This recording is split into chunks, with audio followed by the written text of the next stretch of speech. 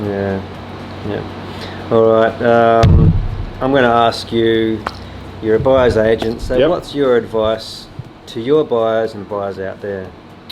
Well, buying at the moment is really challenging. In a quiet market, you have the luxury of time and you can do your research, you can take weeks, you can go back and inspect properties 4 or 5 times and negotiate big discounts off the asking price. That's not how we're buying property today. There is so much competition for the few quality homes that are selling.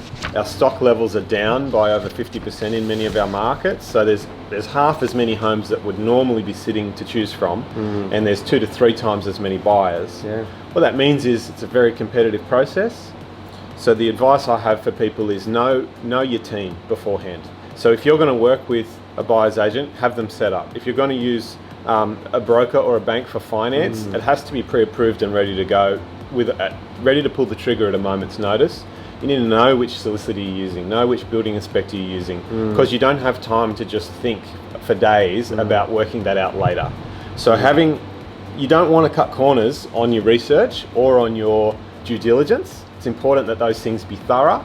We need to go through every aspect of what risks might be in place if we're buying a property, but you have to be willing to compress them into a short space of time, because you're only going to have one good shot at a house this week, and then you might wait 3 or 4 weeks for the next good house. Yeah. You don't have 12 to pick from. So yeah, speed is key. That's really good advice, Matt. So there it is, folks. If I can remember, have your team ready. Is it a buyer's agent? Is it your family giving you assistance? Have a solicitor or conveyancer ready.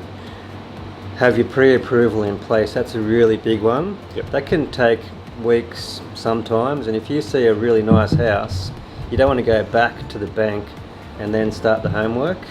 You want to have that in hand. Hey, show it to the agent, we've got pre-approval.